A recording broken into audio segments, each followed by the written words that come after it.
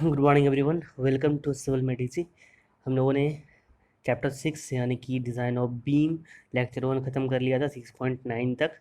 ठीक है, यानी कि permissible crack width of RCC structure, जिसमें कि माइल्ड के लिए 0.3 mm था, मॉडरेट जिसमें कि क्रैक हार्मफुल होते हैं 0.2 mm, और वेरी सीवियर एक्सट्रीम कंडीशन के लिए 0.1 mm maximum permissible crack width था। ठीक है, अब 6.10 देखते हैं डिफ्लेक्शन क्राइटेरिया। डिफ्लेक्शन क्राइटेरिया में हम लोग डिफ्लेक्शन के बारे में देखते हैं इसमें सब कुछ।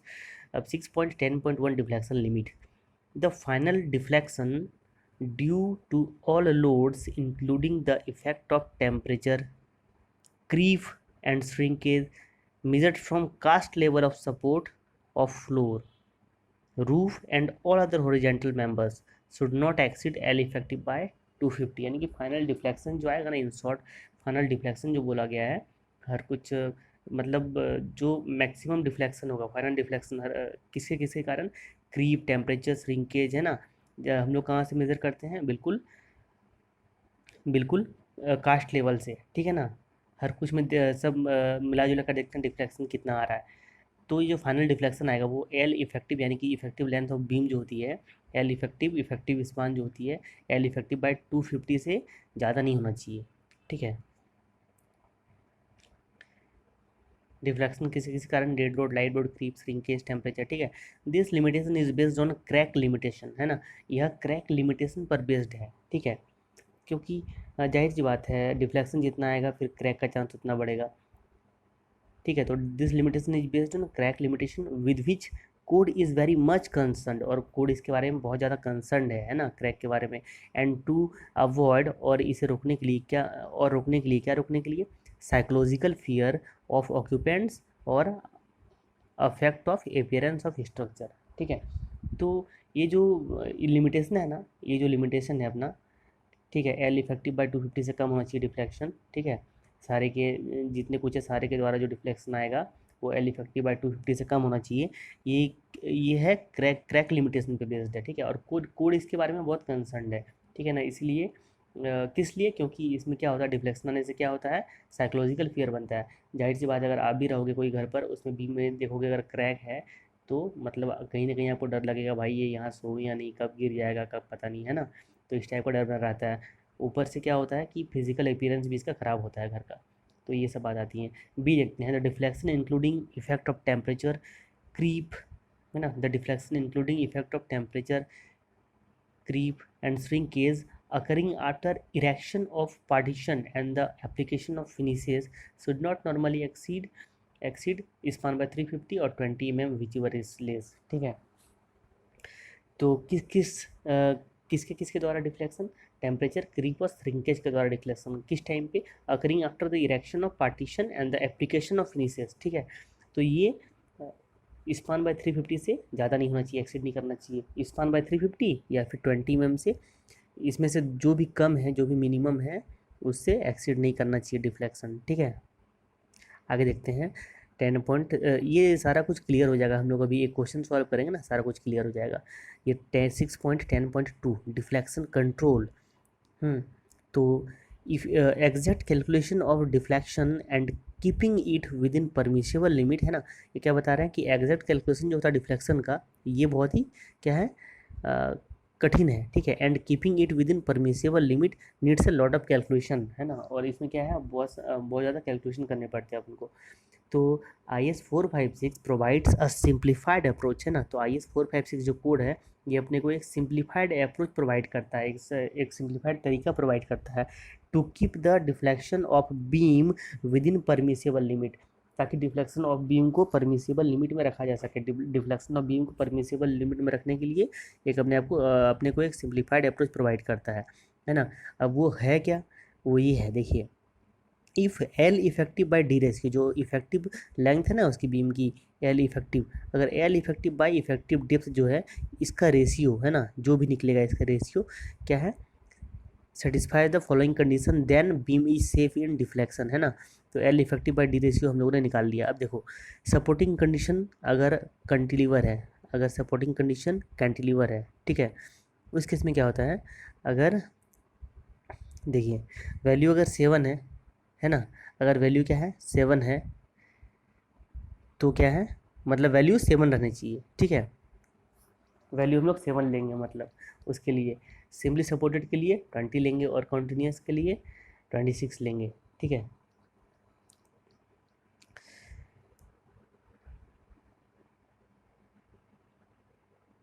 तो देखिए सपोर्टिंग कंडीशन और वैल्यूज इसके दिए हुए हैं। कैंटिलीवर के लिए 7, सिम्पली सपोर्टेड के लिए 20 और कंटिन्यूस के लिए 60, तो आप लोग 26, ठीक है। तो याद कैसे रखोगे आप लोग?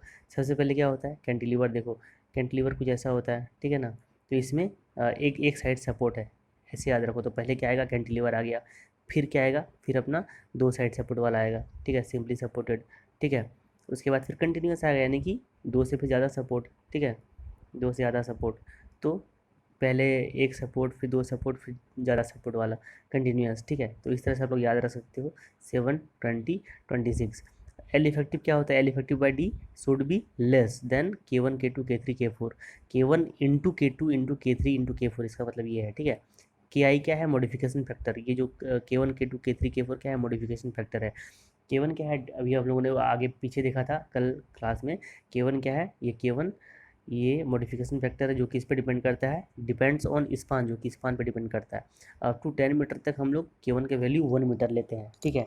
और बियॉन्ड 10 मीटर, 10 मीटर से अगर ज़्यादा है कोई भी स्पान, ठीक है, ठीक है, जो कि कैंटिलीवर के लिए एप्लीकेबल नहीं है, यानी कि एप्लीकेबल कैंटिलीवर में उतना नहीं होता 10 मीटर से ज़्यादा, ठीक है।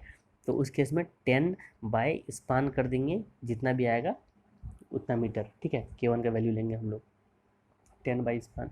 K2 की वैल्यू क्या लेंगे? Depends upon percentage of tension reinforcement. पता है K3 किस पे करता है? कंप्रेशन रेनफोर्समेंट में। और K2 depends upon percentage of tension reinforcement. इसका वैल्यू भी देखा था हम लोगों ने कैसे निकालने का। एफ एस क्या होता है? यहाँ पर स्ट्रेस लेवल होता है, ठीक है। एफ एस क्या होता है? स्ट्रेस लेवल, जो कैसे निकलता है 0.5 eight F Y, A S T required by S T provided, A S T required by S T provided into 0.58 F Y. तो एफ एस का जो भी वैल्यू आता है, एफ एस का जो भी वैल्यू आता है, ठीक है, ये हम लोग ग्राफ जो होता है, इस ग्राफ में देखेंगे। अभी मैं बता दूंगा कौन सा ग्राफ, आई एस कोड में मिल जाएगा अपने को। तो उस ग्राफ में देखेंगे और उसके कोरस्पॉन्डिंग हम लोग K2 का वैल्यू निकाल लेंगे, जो भी आएगा, ठीक है, जहाँ पर आएगा, समझे।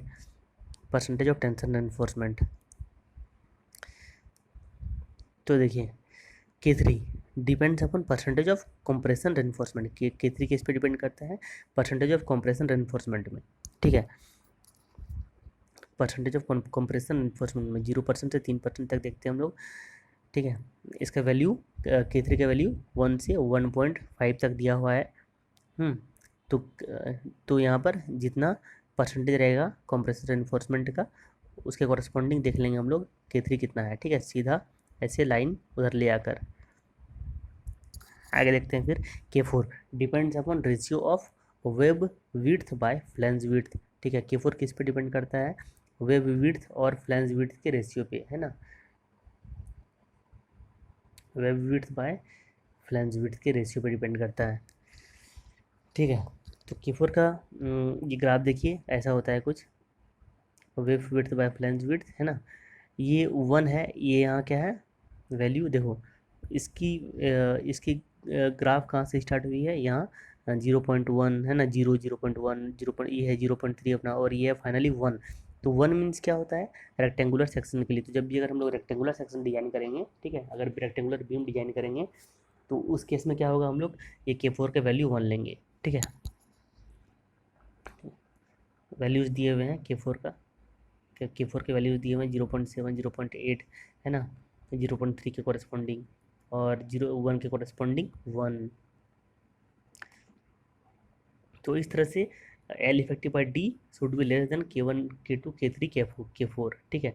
तो डी जो हो गया, डी को हम लोग क्या करेंगे, उधर ले जाएंगे, यानी कि ग्रेटर देन के इस साइड क्या आएगा, डी आएगा, और बाकी सारा इस साइड आ जाएगा। बाकी कौन कौन इस साइड आएगा? एल इफेक्टिव तो यहाँ पर ऊपर में रहेगा ही, एल इफेक्टिव ऊपर रहेगा, बाकी K1 K2 K3 K4 आ जाएगा, यानी कि D should be greater than, ये हम लोग वैल्यू पुट करेंगे दिस वैल्यू, समझे, सही है। अब देखिए since K4 is higher for rectangular section, K4 क्या है? रेक्टेंगुलर सेक्शन के लिए हायर है, यानी कि इसका वैल्यू 1 था, अभी हम लोगों ने देखा तुरंत। ये देखो K4 रेक्टेंगुलर सेक्शन के लिए हायर था, ये है 1, है ना, रेक्टेंगुलर सेक्शन के लिए हायर था, K4 1.0 पे है, ठीक है, यानी कि 1 है। तो so depth requirement to satisfy deflection criteria is less, है ना, इसलिए क्या है, डेप्थ रिक्वायरमेंट जो है कम है, ठीक है ना, डिफ्लेक्शन क्राइटेरिया को सेटिस्फाई करने के लिए जो डेप्थ रिक्वायरमेंट आ रही है वो क्या है, कम है, ठीक है। For rectangular section then flanged section, flanged section के कंपेरिजन में रेक्टेंगुलर सेक्शन में क्या है, डेप्थ रिक्वायरमेंट कम है, ठीक है। क्यों? क्योंकि K4 का वैल्यू ये क्या है, हायर है रेक्टेंगुलर सेक्शन के लिए, ठीक है। अब देखिए, it means flange section produces more deflection. इसका मतलब क्या हुआ, इसका मतलब ये हुआ कि फ्लैंज सेक्शन जो है ना, जो हम लोगों ने भी चैप्टर 5 पे पढ़ा था, जितना भी फ्लैंज सेक्शन, वो सब क्या करते हैं, रेक्टेंगुलर सेक्शन के कंपेरिजन में ज़्यादा डिफ्लेक्शन देते हैं, ठीक है।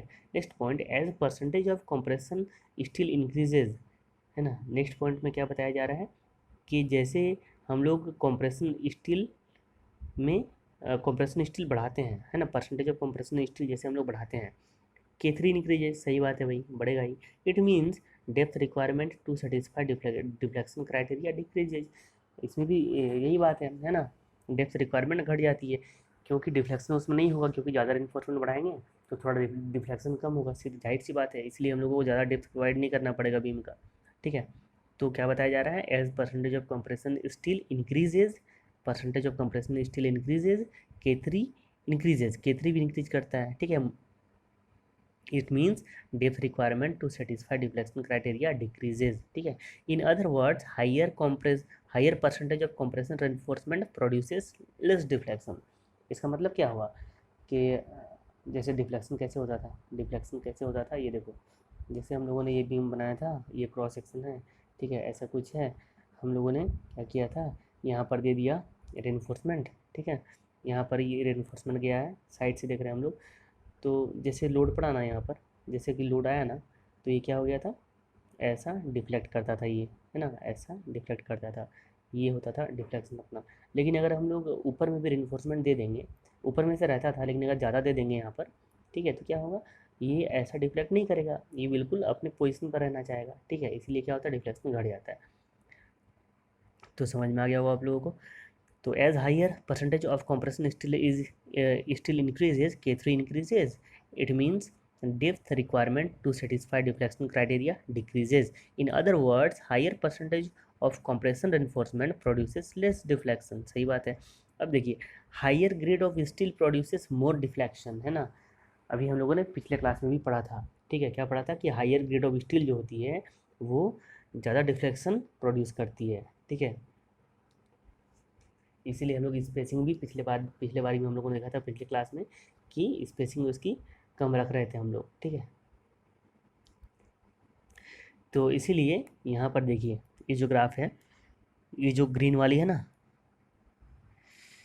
ये स्टार्टिंग से देखो, ये है FE 250 के लिए, है ना, यानी कि FE 250 का ग्राफ, ये स्ट्रेन कर्व ये है FE 415 के लिए, और सबसे लास्ट वाला है FE 500 के लिए। तो सबसे ज़्यादा डिफ्लेक्शन किस में होगा, हायर ग्रेड स्टील में, देखो यहाँ तक है FE 510 में, FE 500 में, FE 500 में, ठीक है ना। और FE 415 में कहाँ तक था, थोड़ा कम था इससे, यहाँ तक था, ठीक है। और इस पे 250 पे क्या था, तो 250 पे उससे भी कम था, है ना, इतना ही है।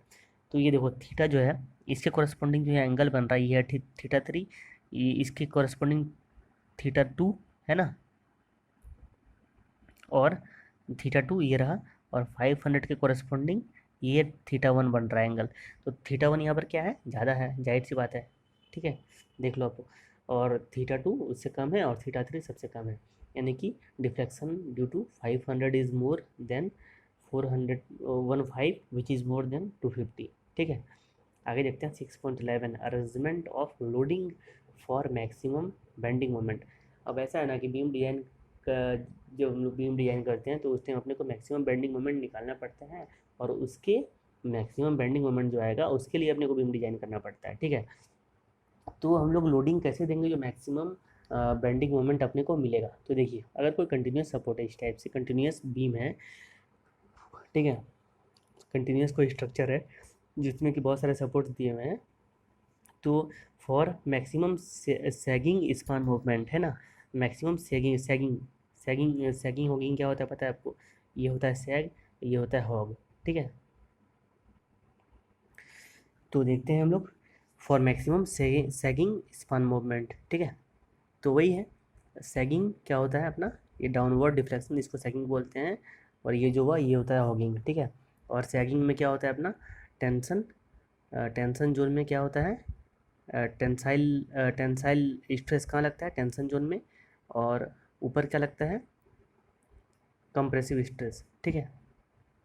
और हॉगिंग हॉगिंग मोमेंट में क्या होता है अपना, नीचे कंप्रेसिव स्ट्रेस लगता है और ऊपर टेंशन, ठीक है, ऊपर वाले जोन में टेंशन लगता है।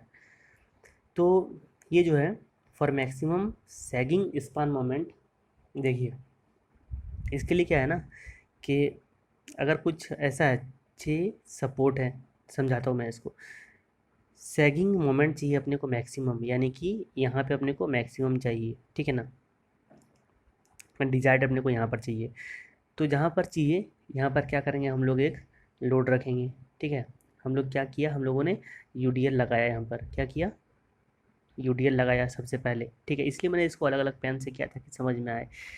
तो यूडीएल लगाया तो यहाँ पर कुछ ऐसा डिफ्लेक्शन हुआ, एक मिनट रुक जाओ, ये कुछ ऐसा डिफ्लेक्शन हुआ, ठीक है, ये ऐसा कुछ डिफ्लेक्शन हुआ, ठीक है, हो गया। ये इस लोड के कारण था, ये जो यूडीएल लगा हुआ है इस लोड के कारण ऐसा डिफ्लेक्शन हुआ। अब देखो, अब क्या किया हम लोगों ने, डिफ्लेक्शन कहाँ हुआ था अभी, सैगिंग, ये सैगिंग डिफ्लेक्शन यहाँ हुआ, यहाँ हुआ और यहाँ हुआ। तो अब क्या करेंगे, यहाँ या फिर यहाँ लोड लगाएंगे। चलो यहाँ लगाते हैं हम लोग, यहाँ लगाए। तो डिफ्लेक्शन पहला ग्रीन वाला तो यहाँ था, उसके अलावे जो अभी लोड लगाया इसके अलावे थोड़ा सा और डिफ्लेक्शन वो बढ़ जाएगा, ठीक है। तो थोड़ा सा और बढ़ गया, ठीक है, वो ग्रीन वाले के थोड़ा और ऊपर चला गया, समझ गए। ये रेड वाला है, रेड वाला है, देख लो। और क्या हुआ अब, यहाँ लगाया हम लोगों ने, यहाँ लगाया, देखा क्या है, थोड़ा सा इंटेंसिटी ब्लैक से रेड हो गया है ना। अब हम लोगों ने इस केस में फिर सैगिंग जहाँ पर है, यहाँ पर सैगिंग है तो यहाँ हम लोगों ने फिर यूटीएल लगाया, तो इसके कारण थोड़ा और बढ़ गया, ठीक है। यानी कि ये अपना हो गया मैक्सिमम।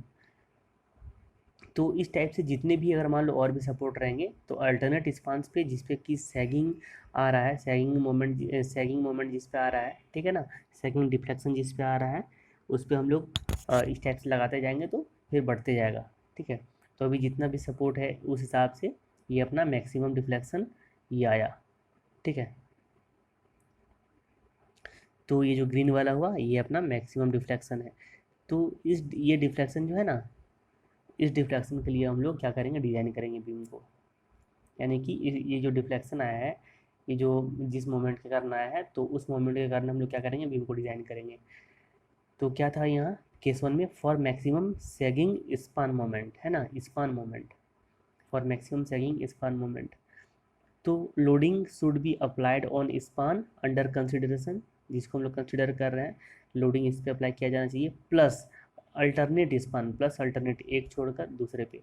सीधा सा बात है, यहाँ पर ये ऐसा हॉगिंग हो रहा है और यहाँ हम लोग अगर यूडीएल लगा देंगे इस टाइप से तो क्या होगा, ये थोड़ा और कम हो जाएगा ना, तो फिर क्या फ़ायदा, तो फिर नहीं आएगा वो, है ना, वो उसको इक्वलाइज करने की कोशिश करेगा।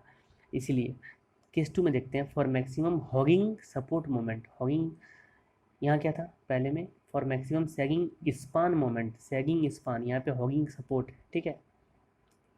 तो हम लोग सपोर्ट की बात करेंगे, हॉगिंग सपोर्ट है तो सपोर्ट की बात करेंगे।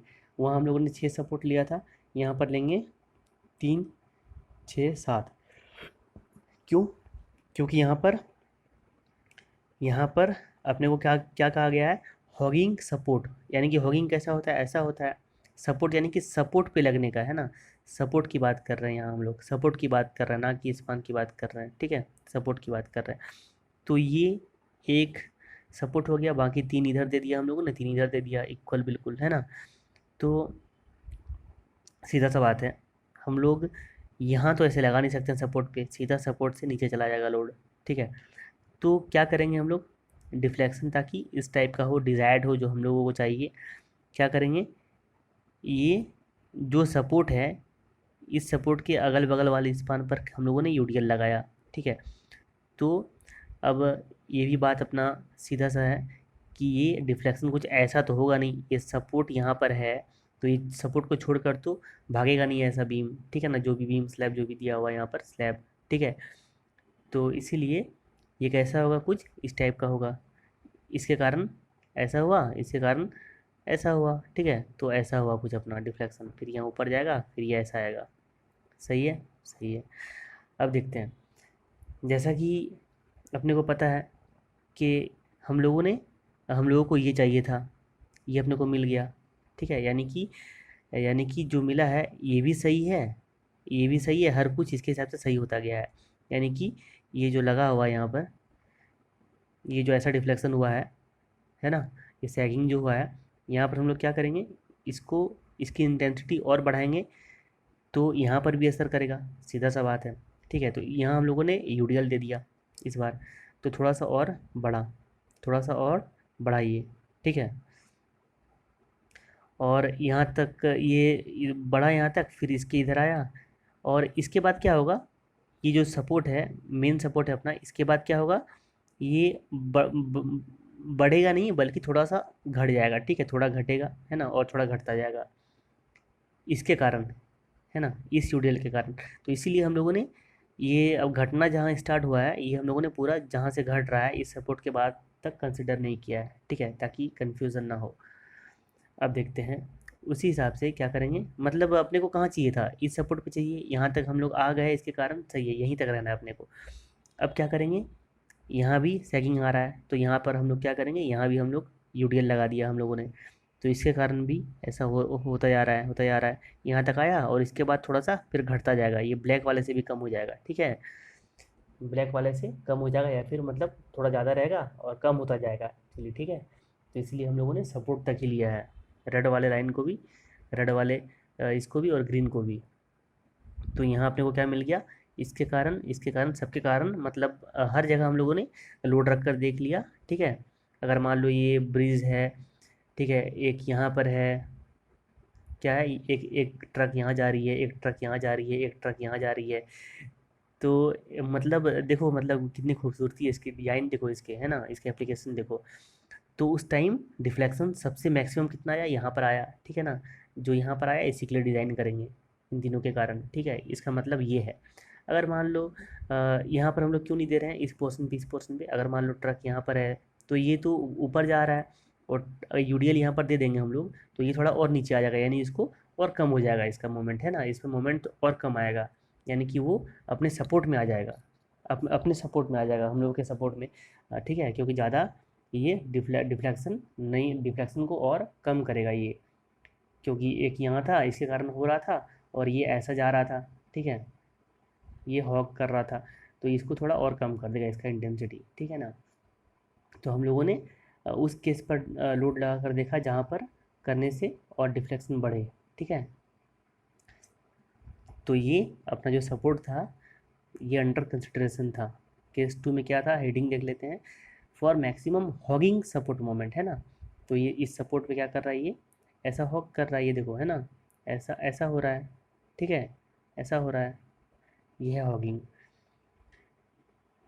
तो जैसा कि मैंने बोला कि रेड वाले को हम लोग देखो, जैसे ब्लैक के ऊपर रेड है, तो अभी क्या होगा ना, ये ऐसा तो होगा, लेकिन थोड़ा सा कम होता जाएगा, थोड़ा ब्लैक के पास आएगा, फिर ब्लैक के बराबर, फिर ब्लैक से नीचे, है ना, थोड़ा कम होता जाएगा, क्योंकि सिंस यहाँ पर रोड लगा है, तो इतना दूर ट्रेवल करने में थोड़ा सा कम हो जाएगा, ठीक है, क्योंकि इसमें एक सपोर्ट भी ज़्यादा है, और कुछ कंडीशंस ऐसे बनते हैं, इसीलिए हम लोगों ने इसको आगे नहीं बढ़ाया, आगे नहीं ले जाएंगे, बिकॉज वैल्यू कम हो जाएगा और कन्फ्यूज़न क्रिएट होगा अपने को ये डायग्राम बनाने में, इसलिए। और ग्रीन वाले को भी सेम रीज़न है, ठीक है। तो ये support under consideration to find maximum hogging hogging moment here, इस सपोर्ट में निकाल देंगे, हो गया। लोड कहाँ कहाँ देना है, यहाँ पर लिख दिया हुआ है, लिख दिया गया है, loading should be applied on adjacent span plus plus alternate span, है ना। लोडिंग कहाँ है, एडजेसेंट स्पान पे है, यानी कि जो कंसिडर कर रहे हैं हम लोग, ये सपोर्ट को कंसिडर कर रहे हैं, तो इसके एडजेसेंट स्पान पे, दोनों पे, और ये छोड़ के इस पे, ठीक है। हो गया काम अपना। केस 3 में बढ़ते हैं, for maximum support span moment, है ना, for maximum hugging span moment, sorry, for, अभी क्या देखा था हम लोगों ने, हॉगिंग सपोर्ट मोमेंट, अभी हॉगिंग स्पान मोमेंट देखेंगे। तो देखते हैं हॉगिंग स्पान मोमेंट कैसे होता है। देखिए, 1 2 3 4 5 6 7 8 सपोर्ट लेना पड़ेगा इसके लिए अपने को, ठीक है, तभी निकल पाएगा। देखो, तो ये हम लोग कंसिडर कर रहे हैं, है ना। उसके बाद 3 स्पान अपना बच गया इधर और 3 स्पान बच गया अपना इधर, ठीक है। तो देखते हैं कैसे हो रहा है। ये देखिए, ये है अपना स्पान अंडर कंसिडरेशन, ठीक है, हो गया। तो देखिए, जहाँ पर हम लोग लोड लगाएंगे वहाँ क्या होता है, वहाँ क्या होता है, सैगिंग होता है, वहाँ अपना सैग करता है। वो क्या करता है, सैग करता है, ठीक है। तो यहाँ ये कंसिडरेशन है, यहाँ पर अपने को सैग करवा देंगे तो नहीं काम चलेगा, अपने को क्या चाहिए, हॉगिंग चाहिए, तो यहाँ पर हॉग करना चाहिए, ठीक है। तो ये भी पता है अपने को, अभी ये इस स्पान पर सैग किया तो यहाँ पर हॉग करेगा, इसीलिए हम लोगों ने यहाँ सैग करवाया और यहाँ सैग करवाया, ठीक है। क्योंकि हम लोग डिसबैलेंस तो करेंगे नहीं, ठीक है ना, हम लोग बिल्कुल बैलेंस बैलेंस करते हुए चलेंगे, यहाँ दिए तो यहाँ भी दिए, ठीक है ना, यहाँ दिए तो यहाँ भी दिए, ऐसे करते हुए चलना है अपने को। तो हॉगिंग अपने को चाहिए था इस पोर्शन पे, तो हम लोगों ने यहाँ यूडीएल डाला और यहाँ डाला साथ में ही, ठीक है। तो इसके कारण ये हुआ, इसके कारण ये हुआ, और ये कुछ ऐसा बना, ठीक है, और ये ऐसा बनता गया फिर, हम्म हो गया। अब वही बात है, यहाँ पर सैगिंग आया, यहाँ पर सैगिंग आया ना, लेकिन हॉगिंग, इस यहाँ सैगिंग है, इससे कोई मतलब नहीं, लेकिन हॉगिंग तो अपना जहाँ पर आने का है, जहाँ पर अपने को चाहिए वहाँ तो हॉगिंग आ रहा है ना ये, है ना। तो अब यहाँ का, यहाँ थोड़ा और बढ़ा देंगे इंटेंसिटी, तो यहाँ थोड़ा सैगिंग भी बढ़ेगा और यहाँ हॉगिंग बढ़ेगा, फिर यहाँ सैगिंग बढ़ेगा, यहाँ थोड़ा और हॉगिंग बढ़ेगा जहाँ पर अपने को चाहिए, और इस तरह से चलता जाएगा, हो गया। और फिर क्या करेंगे, यहाँ डालेंगे हम लोग, सही बात है, यहाँ क्यों नहीं डाल रहे, क्योंकि यहाँ डालेंगे तो अभी ज़्यादा है और कम हो जाएगा, यानी कि कोई फ़ायदा नहीं होगा अपने को मैक्सिमम चाहिए, ठीक है, जितना तक हम लोग निकाल सकें मैक्सिमम होगी। तो यहाँ भी डाला हम लोगों ने, इससे कारण ये ग्रीन वाला बन रहा है, देखो, ठीक है। तो ये यहाँ पर इस तरह से एक मैक्सिमम वैल्यू आ गया, है ना। कौन सा मैक्सिमम वैल्यू है, अपना ग्रीन वाला जो है, ये है मैक्सिमम वैल्यू, हम लोग नंबरिंग भी कर दिया है 3, ठीक है। ये ग्रीन वाला क्या है, maximum hogging moment for this span, okay. So क्या यहाँ पर loading should be applied on adjacent span plus plus alternate span. तो स्पान अंडर कंसिडरेशन क्या था अपना, ये था।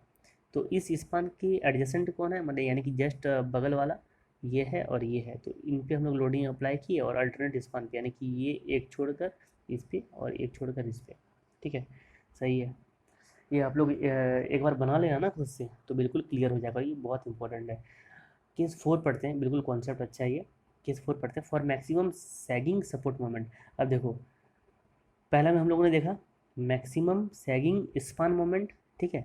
दूसरे में मैक्सिमम हॉगिंग सपोर्ट मोमेंट, तीसरे में मैक्सिमम हॉगिंग स्पान मोमेंट। अब एक बचा हुआ है मैक्सिमम सैगिंग सपोर्ट मोमेंट, ये नहीं किया था अपने हम लोगों ने, ठीक है।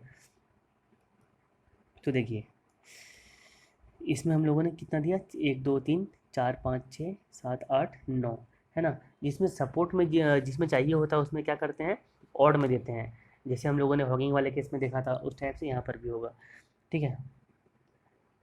तो ये बस आपको दिमाग में ना तो सीन बनाना पड़ेगा किस टाइप का बनता है। तो सपोर्ट ये अंडर कंसिडरेशन है, ये सपोर्ट है, तो इधर भी 4 छोड़ देंगे और इधर भी 4, ठीक है।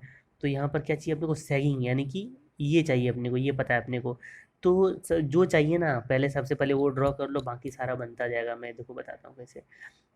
जहाँ पर चाहिए होगा वहाँ पर उस टाइप को पहले ड्रॉ कर लेना, बाकी ले आना इधर उधर। सैगिंग चाहिए अपने को यहाँ। अब यहाँ नीचे तो आ नहीं सकता है क्योंकि ये सपोर्ट है, और इसके नीचे कहाँ से घुसेगा वो, ठीक है। तो वहाँ पर बस उस टाइप का थोड़ा सा शेप बनेगा, डिफ्लेक्शन, उस टाइप का डिफ्लेक्टेड शेप बनेगा, ठीक है। तो ये हुआ अपना। अब ये है तो ऐसा ही जाएगा, जाहिर सी बात है, ये ऐसा ही जाएगा क्योंकि आगे भी सपोर्ट है, और सपोर्ट से इसको क्रॉस करना जरूरी है, ठीक है ना, क्योंकि सपोर्ट पे चेंज यहाँ पर ही चेंज होगा इसका इंटेंसिटी, ठीक है ना। ये इसका मैग्नीट्यूड यहाँ पर ही चेंज होगा इसका। तो देखो, ये ऐसा कुछ आ रहा है, ठीक है। अब क्या हुआ, इसके लिए हम लोगों ने लोड कहाँ लगाया था, ये यहाँ ऐसा हुआ, ठीक है, यहाँ ऐसा हुआ और यहाँ ऐसा हुआ, ठीक है। यहाँ पर क्या आया अपना, हॉगिंग आया, और यहाँ भी अपना हॉगिंग आया। और यहाँ पर हॉगिंग कब आएगा, जब हम लोग इसके बगल वाले पे सैगिंग देंगे, यानी कि जब हम लोग इस ये वाले पे और ये वाले पे सैगिंग होगा तभी ना यहाँ पर हॉगिंग होगा इस कंडीशन में, है ना। तो यहाँ पर सैगिंग करवाने के लिए हम लोगों ने लोड यहाँ पर अप्लाई किया था, यानी कि आप बिल्कुल समझिए मुझे जहाँ तक पता है, ठीक है। और हो गया फिर इसके द्वारा ये इस टाइप का बना अपना, ठीक है। अब देखा हम लोगों ने, फिर यहाँ सैगिंग आ रहा है, ठीक है। यहाँ तो लोड अप्लाई कर दिया आपने ने, तो यहाँ पर बार बार क्या करना, फिर हम लोगों ने यहाँ किया, यहाँ पर लोड अप्लाई किया और ये टू टू लगाया, इसके कारण से और आया थोड़ा, ठीक है, इसके कारण से थोड़ा और आया, ठीक है। और इसके बाद हम लोग नहीं ले रहे हैं, इसके बाद हम लोग नहीं कंटिन्यू कर रहे हैं रेड वाला, यहाँ तक ही कर रहे हैं। क्यों, क्योंकि फिर इंटेंसिटी घटता जाएगा इसके कारण, लोड टू के कारण, देखो है ना, रेड वाला, रेड पेन से जो मैंने मार्क किया है वो देखो, ठीक है, वही बात है, घटता जाएगा, सो इसलिए आगे नहीं ले जाएंगे। उसके बाद फिर यहाँ लो, यहाँ अप्लाई करेंगे, तो इसके कारण कहाँ तक करेंगे, यहाँ तक जहाँ तक चाहिए अपने को, ठीक है। ये भी क्या होगा, यहाँ के बाद ये जो ये है ना, इसके बाद थोड़ा सा घटता जाएगा, यानी कि रेड से कम हो जाएगा, तो क्या फ़ायदा अपने को, रेड से जब कम हो ही जाएगा, यहाँ पर मैक्सिमम मिल गया है रेड वाला, तो इसे कम वाला लेकर क्या फ़ायदा, इसलिए हम लोगों ने कंटिन्यू नहीं किया है, ठीक है। तो इस तरह से अपना ये बन गया। तो किसके लिए डिज़ाइन करेंगे अब, ये रहा अपना जो स्पान पर, ये है ना, ये जो सैगिंग आएगा यहाँ पर इस पोर्शन पे, है ना, इसके लिए डिज़ाइन करेंगे, इस सपोर्ट पे जो आएगा। तो लोडिंग कहाँ पर अप्लाई किया हम लोगों ने, loading should be applied on next two adjacent span, यानी कि ये है ना, ये सपोर्ट अपने को चाहिए, इस सपोर्ट पे निकालना था अपने को। तो एडजेसेंट स्पान जो है ना, ये कौन सा है, एक ये हो गया, ये हो गया, यानी कि जो बगल वाला, तो उसके नेक्स्ट वाला है ना, next applied on next two adjacent span, यानी कि इसके बगल वाला, यानी कि इस पे और इस पे सपोर्ट किया, plus alternate span, plus alternate span, यानी कि फिर एक छोड़ा, फिर एक छोड़ा, यहाँ पर और यहाँ पर किया, बात खत्म, ठीक है। तो ये अपना 4 केस था, जो कि बहुत ही ईजी था, सिंपल था। अगर नहीं समझ में आए तो कमेंट करके आप पूछ सकते हो। ठीक है। तो यहाँ तक ये अपना मेन चीज़ खत्म हो गया। इसके बाद क्या बचा, 6.12 design of simply supported singly reinforced beam of rectangular section. Design steps दिए हुए हैं इसमें, डिज़ाइन स्टेप्स दिए हुए हैं और एक क्वेश्चन दिया हुआ है, ठीक है, एक क्वेश्चन यानी कि एक एग्जाम्पल, जो कि अगर हम लोग कर लें तो बिल्कुल अपना कॉन्सेप्ट क्लियर और काम बन जाएगा अपना, ठीक है, ये चैप्टर खत्म हो जाएगा। तो ये हम लोग अगले लेक्चर में, यानी कि लेक्चर 3 में करेंगे। तो आज के लिए बस इतना ही, ठीक है। Thank you, have a good day.